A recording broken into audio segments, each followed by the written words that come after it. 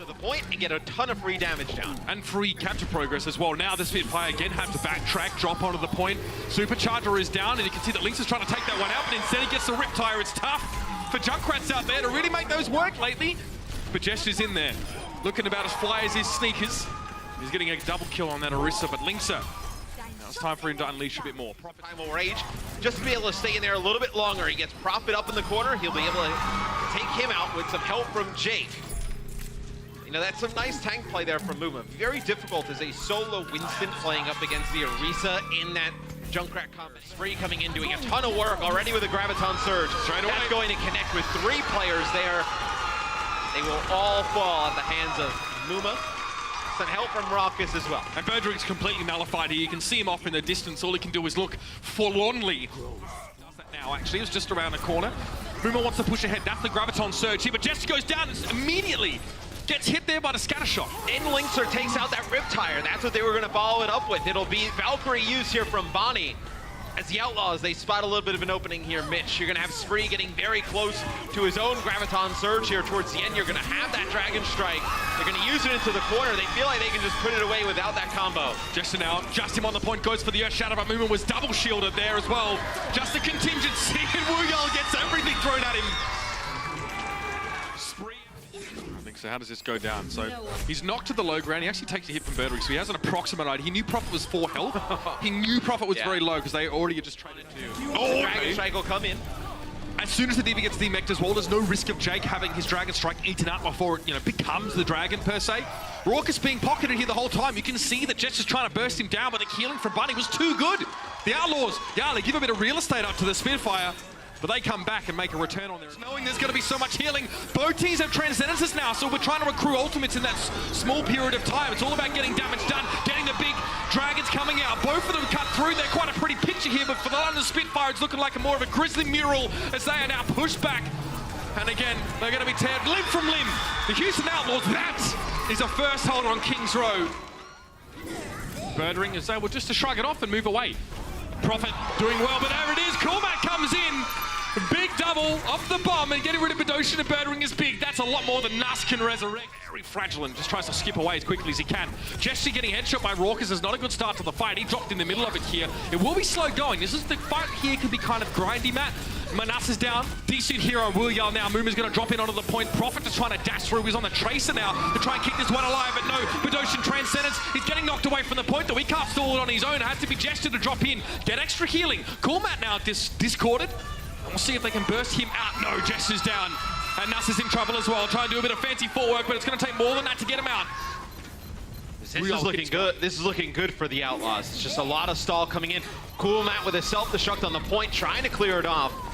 Nice use of the translocator there from Birdring, but yeah, it does. It felt like they did it in other ultimates, but now Jake's going to have a Riptire and Bonnie's going to have Valkyrie. Bonnie has a Valkyrie because he got hacked last fight and couldn't use it. Going down now, though, could be a problem. Birdring finds the optimal pick and gets rid of the Mercy for the Houston Outlaws. Now they need to survive without a Prophet. Oh no, he does eat the trap, and Muma has the extra damage there as he's firing on all cylinders, literally and figuratively. We'll have to take a step back though, because I believe Bidoshin gave him a sconning as he came past the point, and now just these two have to hang out. Raucus and Muma. No, Muma's down. It's just Raucus to hold the point, and they won't be able to do it. But admirable from the Outlaws. In a sport, and he does. Gets the health, but he has to leave the point for now. Wuyal actually gets desuited and has to self-destruct as a result of being blown up by the self-destructive Coolmat here. Lynx is trading blows, but Prophet's down. Lynxer is just animal mode right now. Jester and Wuyal sticking together, but Coolmat wants a piece of this now. Jester goes down, and it's a late transcendence from Bidoshin. He can't keep his teammate alive. Now Birdring needs to respect here what Nuss being removed from the situation is Jester on the point. They will need to attend to this soon. He's accruing capture percent, but that's it. He's knocked off of the point, and the Outlaws 2-0. I would tell Lynxer, I was like, okay, this is the regiment we are going to go with every day. You can play like this, man. He's been out there eating these Wheaties. Really nice. Leaves a mark on the Outlaws now, and Spree and Muma towards the point. They actually give it up here, so they either want to drop over the edge or they just turn the fight around. Jake's Farah, no, Prophet cuts him off to the quick as he's trying to get the barrage off. Yeah, we did see in the Boston series earlier against Philadelphia, when Boston went to dive, Philly stayed on that Farah and they made really good use of it. And now Boston was not able to get the point back. This time, though, London's dive extremely strong. Prophet, one of the best, if not boosted. That's also going to make life a little bit harder. Okay, first rally for Prophet. Now, the Outlaws might want to try and interrupt this and get into the fight. Oh, that's a big grab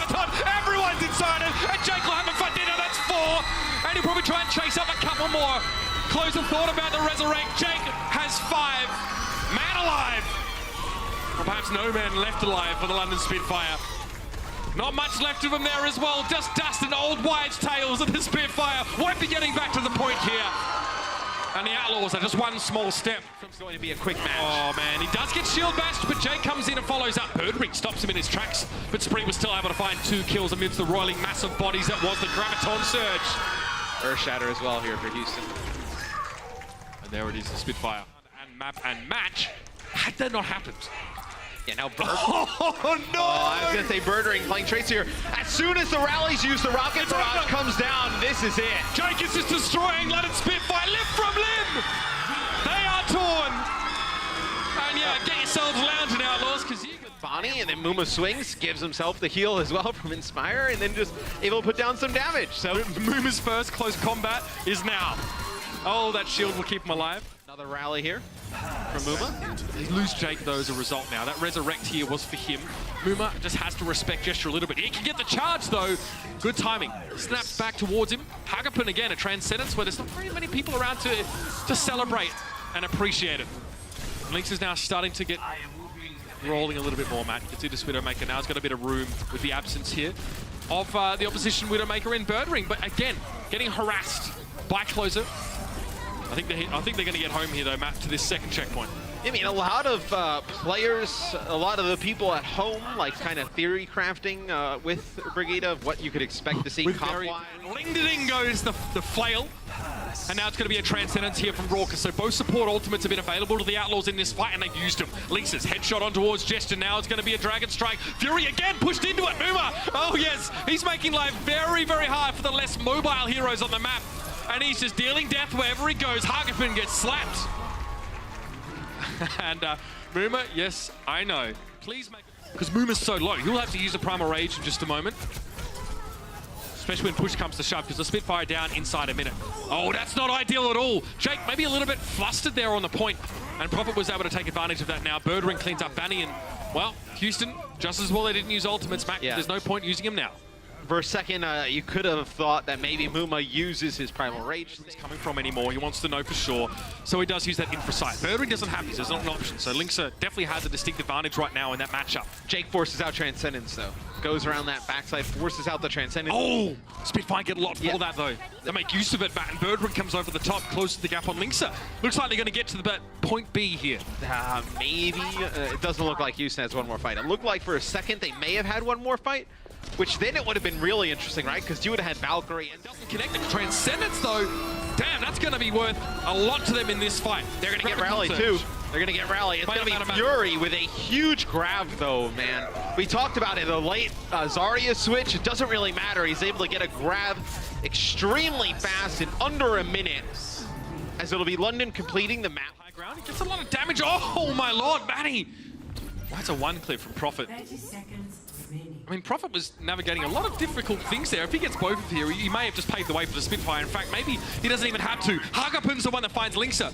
Jake's the only player to find a kill for his team, and luckily, Matt, there is enough time for them to get back in this fight and respawn, but they must be teams really build that momentum. This pulse bomb in the doorway. Oh, this could be so nasty. He got the stick. Oh, they lost Patty again. Despite finding Birdring, that's all well and good, but Jake's gone down to Hagapun, and that payload probably not going to stop here. It'll be the Outlaws just throwing the dregs of their composition to try and gum up the wheels, but that's all they're going to be able to do.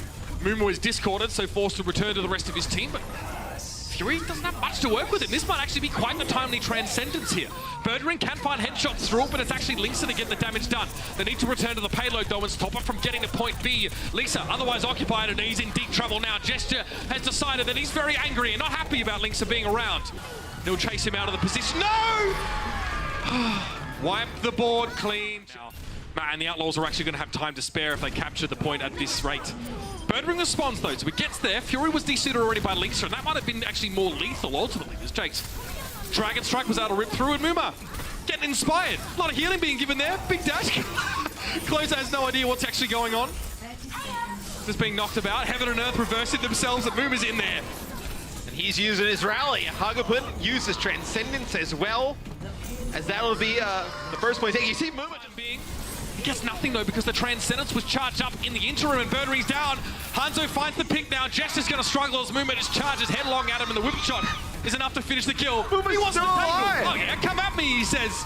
He's getting pocketed, but you can see that healing is very, very good. Another whip shot to finish, and there it is. The Houston Outlaws complete the 4-0 sweep. And Vegeta rallying the troops at the 4. That was the first time we've seen her. I mean, I think yesterday in the Dallas match we saw, obviously, Mickey play a very good Brigitte, but...